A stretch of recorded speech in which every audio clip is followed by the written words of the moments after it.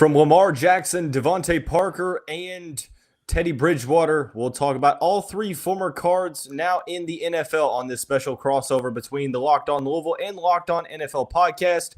Stay tuned. You are Locked On Louisville, your daily podcast on the Louisville Cardinals.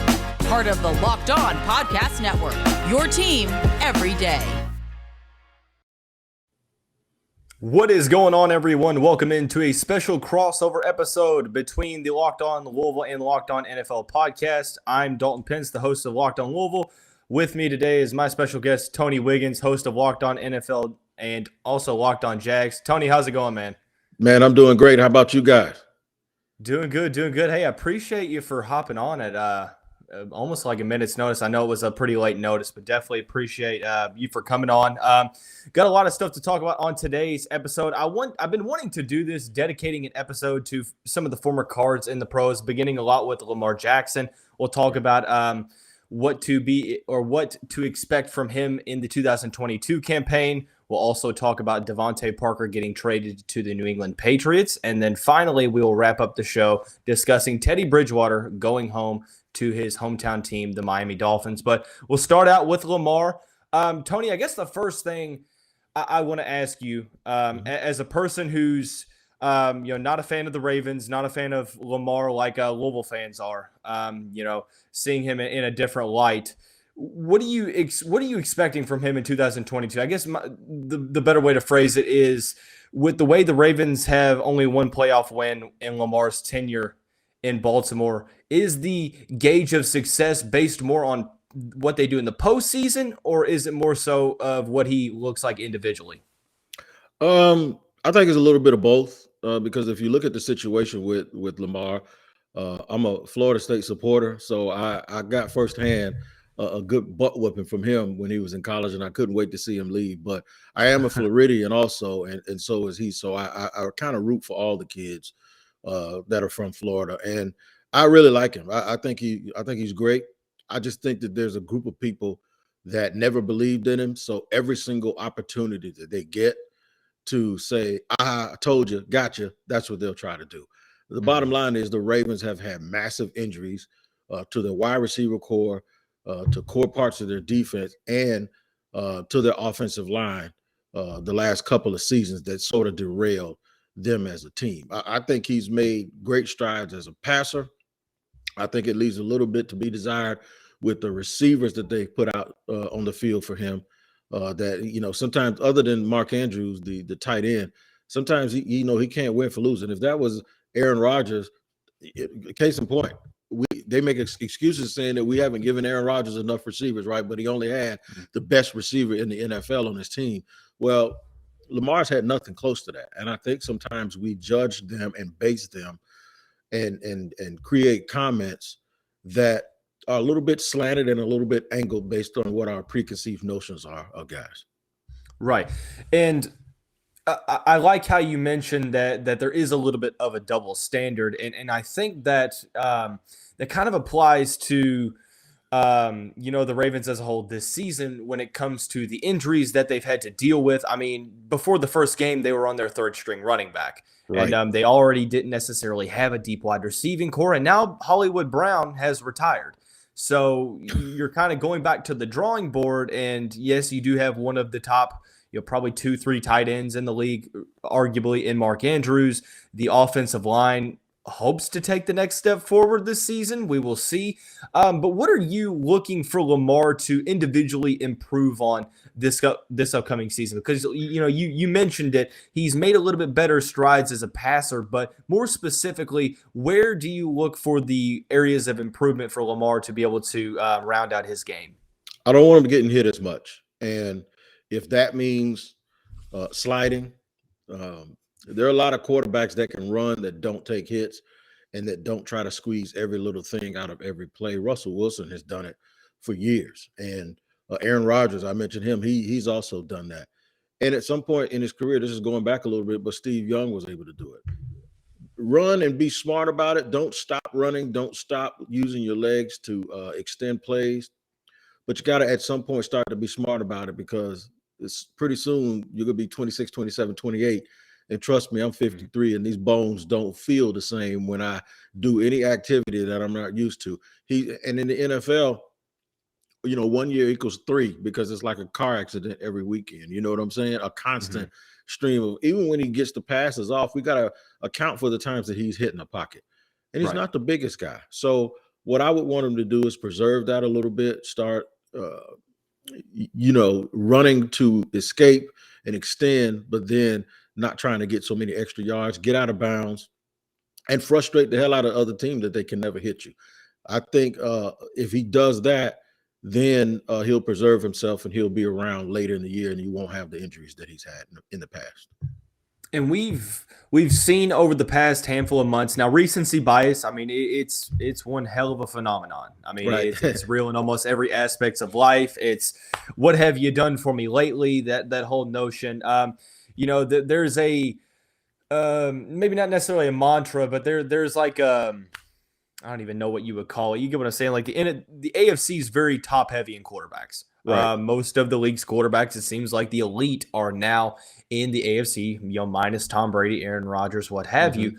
We talk about Justin Herbert, Joe Burrow, Patrick Mahomes, Josh Allen, all are getting, kind of put on this poster as the future of the AFC at the quarterback position, and rightfully so. All 4 guys have done some incredible things, and I know that Lamar spent most of the, pretty much the last half of the season pretty much banged up, missed the last 5 games, not necessarily getting talked about as much as the other 4 now. If you would have said that, unanimous MVP, 21 years old, has been very solid ever since he stepped in the league and not really being talked about as one of the quarterbacks of the future. Am I looking too much into that, or is it kind of fitting into that recency bias category that I've been talking about? No, you're not looking too much into it. I call it right nowism. And the noise that is being made. Josh Allen is great. Patrick Mahomes is great. There's some people that might even argue that Josh Allen is better. And I know that's going against a lot of what people think because of what they hear and what they read. I was one of those people that thought folks were crazy to put Josh Allen in that category. But after that playoff game and the way he played down the stretch, I don't think that's a stretch to say that. The one that gets me, though, is Justin Herbert. I can understand Joe Burrow being lifted up, obviously coming within one drive of winning the Super Bowl, and I'm a big Joe Burrow fan. Justin Herbert, does he have to go and win a playoff game first before we start anointing him the next guy? There were people saying that when there was talk that Aaron Rodgers would be going to Denver, there were people saying, he's got to worry about. Since when does Aaron Rodgers have to worry about Justin Herbert? And it's just these things sort of take on a life of their own, and no one gives Lamar that type of respect. In fact, I got angry at a couple of guys who suggested that, I think the first person I heard say it was Bucky Brooks, that maybe Baltimore shouldn't pay him. Maybe Baltimore shouldn't follow suit with the rest of these teams that pay all that money to the quarterback and lock up so much money on one player. Maybe for some reason they use Lamar Jackson as the precedence that they're going to set to allow a franchise quarterback to go and build the rest of your team, which is something that no one in the history of college football or NFL football has ever decided was a good idea, right? I mean, everyone goes and tries to get, so he's basically like, you got one Lamar, go get another one, as if it's easy. And then when that kid came in and played pretty well for them, I'm telling you right now, it's a little bit of, we sometimes ask for African-American quarterbacks to be treated the same. And then sometimes it's one of us that actually said something that goes against that. And then want to sit and point the finger and blame other people. Well, sometimes you have to make sure that you don't do and say things, and you have to understand the ramifications of everything that you do and say. Lamar is a guy, like you said, 21 years old, won MVP. Last year, he actually took another step because they went on the road and won a playoff game. And he got banged up this year. And all of a sudden, because of the right nowism that we live in today, people are actually forgetting about him. And I don't like this narrative either that he shouldn't be gambling on himself. And there's some people on TV that question why he hasn't signed his deal. Well, he hasn't signed his deal because if he's smart, he'll get a better deal than the last guy. It's not always the best guys get the best deals. It's the last guy who signs. Kirk Cousins has made a whole bunch of money, and Kirk Cousins ain't even the top 10 quarterback. So my thing is, sometimes you wait. Good players get bigger contracts as we move on. Jalen Ramsey saluted a guy just yesterday who got a $100 million deal and became the highest paid corner. He ain't better than Jalen Ramsey, but Jalen was like, it's his turn. And that's the way it goes with quarterbacks. So Baltimore should be used to people doing it because they offered Joe Flacco $75 million. He turned it down and won a Super Bowl MVP, and he got 125. That's just the way it is. If Lamar wants to gamble and bet on himself, I don't think people need to call him selfish for not taking the money. But we just talked about it. There's these narratives again. Selfish. All of these things that keep coming up about a kid that most people didn't believe in the first place. And I think it's a bad rap. I think he's a great kid. Everything I've ever heard from him, from high school, from the way that the people treat him in Louisville when they honored him last year, to his humble response to that treatment. And I think he was in tears when he came back and got like that. That, to me, he's a great, great young man and a great kid. And I think he gets a little bit not really mistreated, but I do think he gets a little bit of a bad rap because people, they kind of want to see him fail so they can have their gotcha moment. And that's a great segment into kind of the final aspect that I want to talk about in this segment with Lamar. It's funny you mentioned the tribute to where they retired his number at Louisville. I was legitimately probably from me to my microphone away from him. So it's very cool. I was able to talk to him just a little bit, and you could just tell he was just kind of speechless. And he's very soft-spoken anyway, very humble guy. At Louisville, it's crazy to see this selfish narrative being thrown out there because that's the exact opposite that he ever was at Louisville. He was always a team-first guy. Even the Heisman Trophy, it was never about him. It was always about the team. But speaking about the team, I just feel like Baltimore necessarily hasn't done a ton to really surround Lamar with the weapons as other NFL organizations have surrounded their franchise players with. We talk about the wide receiving committee. Who is the best wide receiver that Lamar has played with in Baltimore? Is it Hollywood Brown? Is it Sammy Watkins? Is it even a top 20 wide receiver? Obviously, right. You have Mark Andrews, and you can't you can't prepare that well for the injury bug. I mean, you can try as much as you can, but at the end of the day, if it strikes, it leaves everyone kind of with the hands at the altar. Do you get that same notion? Do you kind of feel like Baltimore hasn't necessarily put Lamar in the greatest situation to succeed personnel-wise? If there's an organization that I trust, it's Baltimore when it comes to personnel because they seemingly don't miss, and it seems like what they have is they have a way of doing business that has been successful for almost 2 decades now, second to maybe New England. So I wouldn't question them as much. But I would say that I think with him, sometimes you could get spoiled and feel like you don't have to do certain things because of the great ability that he has. And sometimes that could be a little bit of a disservice too. But one thing we know about Baltimore, they're going to take care of their front seven on defense. They're going to get big physical corners. They're going to overdraft the tight end position, and they're always going to be able to develop linemen. But they've been so good at that, they have a lot of attrition from year to year too. And they're always still competitive because they're able to plug and play guys, but they'll lose edge rushers. They'll lose defensive linemen. They'll lose their nickel corner. And they'll lose a lot of those offensive linemen, and they just keep replacing them with people. And sometimes when you just have a system like that, you don't think outside of the box to be able to go and get another receiver. So we'll just have to see how it goes, especially with Hollywood Brown retiring. I wish him the best. I hope he ain't trying to hang out with his cousin Antonio, but that's a whole nother thing. But I trust Baltimore. I trust that they'll eventually get it right and do the right thing. That's good to hear. And you mentioned the New England Patriots. Speaking of the Patriots, traded for Devante Parker just a couple weeks ago. Traded I think it was a 3rd-round pick in exchange for Devante Parker and a 5th-round pick. We're going to talk about what that means in this stage of the career for Parker here in just a second after we talk about our friends over at Built Bar. Look, It's pretty much past the time of the year where I'm kind of giving up on the resolutions that I set at the beginning of the year. But this year it's been a little different. I've promised myself that I was going to eat right, and I've a couple months strong into that goal. Built Bar has played a huge role in helping me in that goal. It is the product that tastes like a candy bar, but it's the protein bar that's covered in 100% real chocolate. It's low calorie, high in protein. You can go to built.com and scroll down to the macros chart and check out all of the nutritional aspects of it laid out in a great and informational chart. From mint brownie, coconut almond, white chocolate cookies and cream. There is a wide variety of flavors. They're all delicious, and new flavors are coming out all the time. So do yourself a favor, go to built.com, use the promo code LOCKED15 and get 15% off your order. Once again, that's use the promo code LOCKED15 for 15% off at built.com.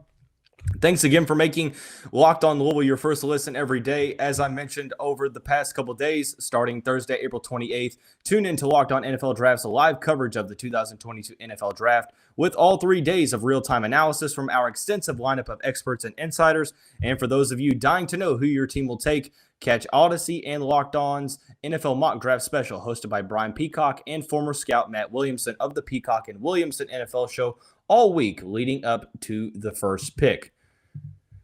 Talking about the former Cards in the pros with Locked On NFL's host Tony Wiggins. Tony, Devante Parker getting traded in the division to the New England Patriots. You talk about a team that really kind of trusts their system in terms of bringing in guys in the revolving door, bringing in talent. Parker really kind of never put it together in Miami, the revolving doors of quarterbacks, but also the injury bug has been something that he has not really been able to escape, but now has a chance to change scenery, play with a quarterback like Mac Jones, not Matt Jones. What am I thinking? What are you kind of expecting from Parker in 2022? That he'll probably end up getting hurt like he always does. For some reason, that's just how I feel. It's sort of what I feel is going to happen. But he's a good player when he's on, man. And when he has it going, he's a really good player. But I was shocked a little bit that they were able to get that compensation that they got, considering that everyone knew that they were going to get rid of him. I wasn't surprised when it was New England, because New England gave up a second-round pick for Mohamed Sanu a few years ago, and he played a half a season for him. The one thing about the Patriots, man, if you really look at some of their free agency signings over the years and you really look at some of their drafts, they have not done well at all. Mm-hmm. And you would think that they do well, but they actually don't. The thing is though, what saved them is when they have done well, the person might be a Hall of Famer. So you got Tom Brady, who's the GOAT. You got Gronk, who's the GOAT. I mean, you hit on the best tight end and the best quarterback ever, and you didn't use a first-round pick. And then over the years, they've had the Ty Laws and the Asante Samuels and the Richard Seymours and the Teddy Bruschi's and the Willie McGinnis. So what happens is, the Devin McCourty's, is when they get it right, it's to the moon.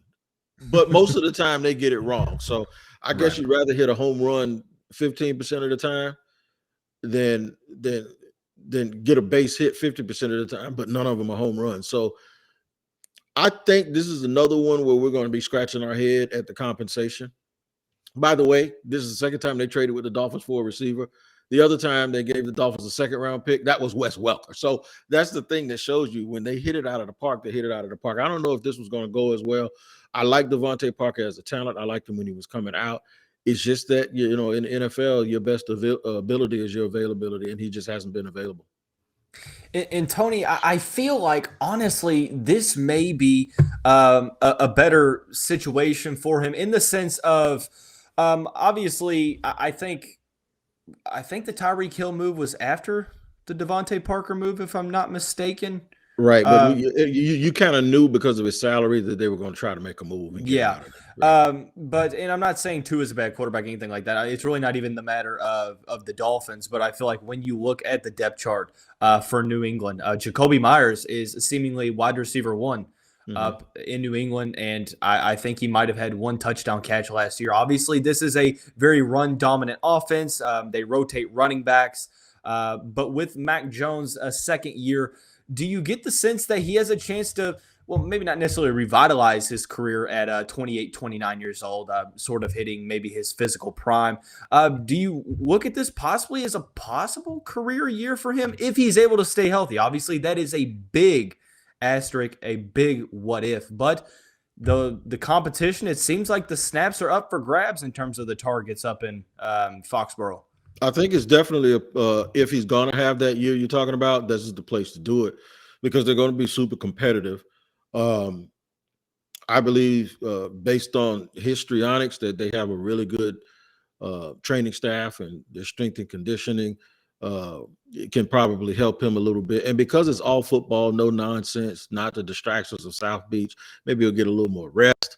And Belichick has a sense of being able to use people for what they do well, and he won't put them in position and ask them to do things that they don't do well. So Mac Jones still has some stuff to prove. I think for me, the fact that Devante is real good with 50-50 balls, where he, one, because he's just super athletic like that, but two, he's had to be good with 50-50 balls because he's so used to playing with quarterbacks that don't get him the ball on time. I think it's going to really help Mac Jones, who is from here, from Jacksonville, my hometown, but he's just not a guy who's going to just throw you open. So sometimes you need a guy who can go up and make a certain play, because you saw at the end of the year, New England wouldn't even throw the ball down the field. They just didn't trust their wide receivers with their rookie quarterback. So I think if there's a spot for him to be able to play well, this is probably it.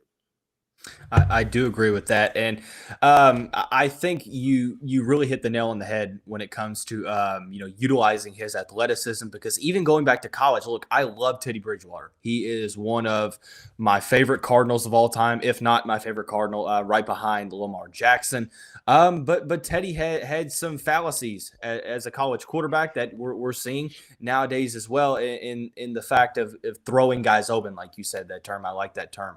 So it was up to a lot of 50-50 balls, with Devante being 6'3", obviously pretty successful. But Teddy Bridgewater, on the other hand, on the move to his hometown team, he goes to the Dolphins. It's an interesting situation, one that I broke down when it happened. But Tony, I want to get your take on it. We're going to talk about that here in just a second after we talk about our friends over at BetOnline. BetOnline.net continues to be your number one source for all of your betting stats and sports info. Find all of the latest sports developments, league reviews, and news, including this year's basketball playoffs and the start of the Major League Baseball season. BetOnline is your continued source for all of your sporting wagering information, from live betting to playoffs, esports, and more. Head to the website today or use your mobile device to learn more about the trends in action. BetOnline is where the game starts. Final segment of this special crossover pod between the Locked On Louisville and Locked On NFL shows. Tony Wiggins of Locked On NFL joining me in the virtual studio. Final segment, I want to talk about Teddy Bridgewater. Talk about your Sunshine State. Teddy from South Beach comes home. It's a one-year deal that has the potential to get up to $10 million, $3.5 in incentives. I don't think those were ever drawn out to what those are, but regardless, seemingly going to be the backup to Tua, but nonetheless going to compete. Do you like this move for Teddy at this stage in his career? I do, and he's one of those guys that it looked early on like he was going to live up to the highest and the wildest imaginable career. And then he had that gruesome injury. And he's had some moments where he's bounced back. But what Teddy Bridgewater mainly represents is there are some quarterbacks that once they flame out, they can't find a job, or that they can't. Once teams realize you're not the starter that they think they can win a championship with. I think some guys like Sam Darnold and Baker Mayfield are in that category. Teddy is now in that category too. I don't think he'll ever be the guy that is put in a situation where, okay, we got a quarterback and that's it. If he's ever the starter, they're always going to be looking to replace him at this point. He could have that magic, the Rich Gannon type magic at the end of a career where you're just this smart dude. At some point, you're 32, 33, and you get this real unique situation, and they go with you, and you're able to take a team on a deep run into the playoffs, sort of Charlie Batches. batch like, but I think he's in a good spot. And that spot is right now, the realization is he's never going to stop competing. And we don't like to see our favorite athletes go through this, but he is in a spot where he's going to collect a check between $5 and $7 million for the next 6 years. And that's a hell of a place to be. And that would be a really, really good career, because we see guys like Brian Hoyer, 36, 37 years old, still backing people up and making $4, $5, $6 million. And sometimes we don't see certain guys get that opportunity, but I think Teddy is going to be that guy, because he's like a coach on the field. He's smart, he's likable, and every team needs that dude with that experience that you can turn to if your quarterback gets a high ankle sprain or gets put into concussion protocol. Well, that guy's won games. He can get you through a 4 or 5 game stretch, and he can go 4-1. He can do that. But I don't think anyone is ever going to really think that he can, sort of like Andy Dalton right now, that he's the future and this is the way we're going to go. Kirk Cousins probably needs to be in that group too. I'm going to keep killing him every chance I get, but he's not. Kirk Cousins is still making $40 million or $35 million. But Teddy's in a real good spot. It's just that the competitive side of him now has to understand that he has to mentally prepare to be what he is now, as opposed to being the future and the golden child for any franchise. And Teddy, I like that you mentioned, that he has his legs. He has the experience in the NFL. I'm trying to think of when 2014 when he came into the league. Obviously had that gruesome injury and kind of bounced from place to place. Had the big deal in Carolina, but it seems that Carolina decided to cut ties pretty quickly. Goes to Denver, here and there with Drew Lock, and now he ends up in Miami. I really like this move from a development standpoint with Tua.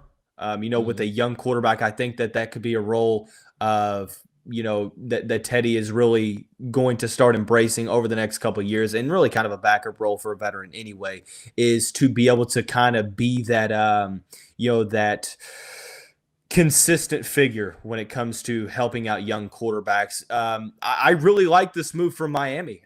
Yes, you're paying him a decent amount, but you're going to for a quality backup quarterback, a guy that has started games.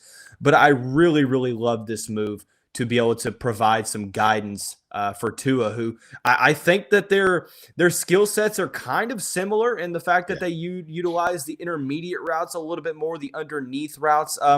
What do you think that Tua can learn specifically from Teddy? Perseverance. Teddy overcame the injury, and Tua had the injuries in college, and he's dealt with that a little bit as early on as a pro.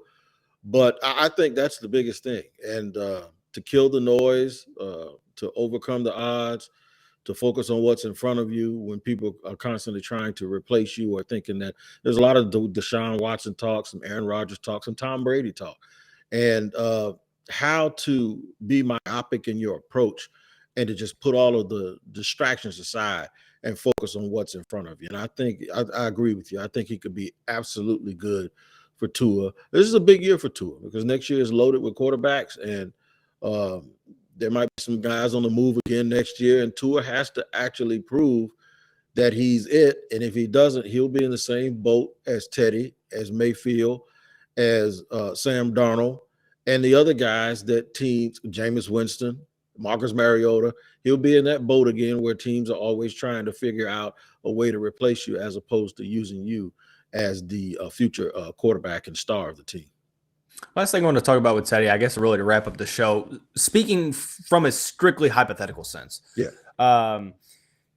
It doesn't seem, or it didn't seem, when the whole rumors were going down with Deshaun Watson, possibly, Miami trying to get involved in that situation. It doesn't seem like from their actions that Miami is at least 100% sold on Tua. Obviously, this is going to be a year that is going to be a telltale sign. The fact that you go out and get Tyreek Hill, you get some other top guys in free agency as well.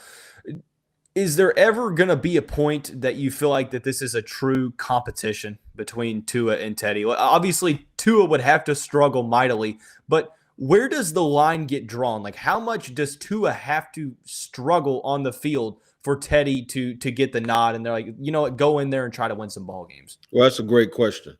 It's helped by the fact that he's home. and he's going to be surrounded by people that love him.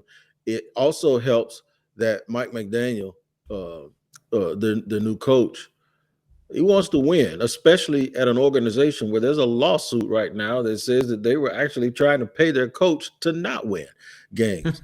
And Chris Greer probably wants to win.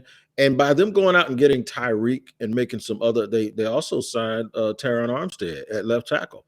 Right. That looks like a team that's trying to make that next step and go for it. And if Tua struggles, I don't think they'll hesitate one bit to put Teddy in the game, especially with the fact that he'll sort of galvanize the people in the city because they all know him, and he's like a legend in South Florida. And because Mike McDaniel's scheme, if it's anything like Kyle Shanahan's, look, they went to the Super Bowl and a championship game with Jimmy Garoppolo, and they actually tried to replace him, and they still went deep into the playoffs. So they scheme up stuff where you don't necessarily have to be Superman like Patrick Mahomes or Aaron Rodgers. Teddy's perfect for that. So if they feel like the only hindrance to them actually advancing is the fact that Tua is still a little iffy, there's nothing better than turning to that guy like Teddy, especially in this unique situation, and he'll probably have a shot at it. I'm rooting for Tua because I always root for young cats, man. That's just what I do. But if he doesn't make it, Teddy's right there, and this is the perfect scenario because Miami looks like they're trying to go for it, and they've committed a lot of money and a lot of resources to that roster.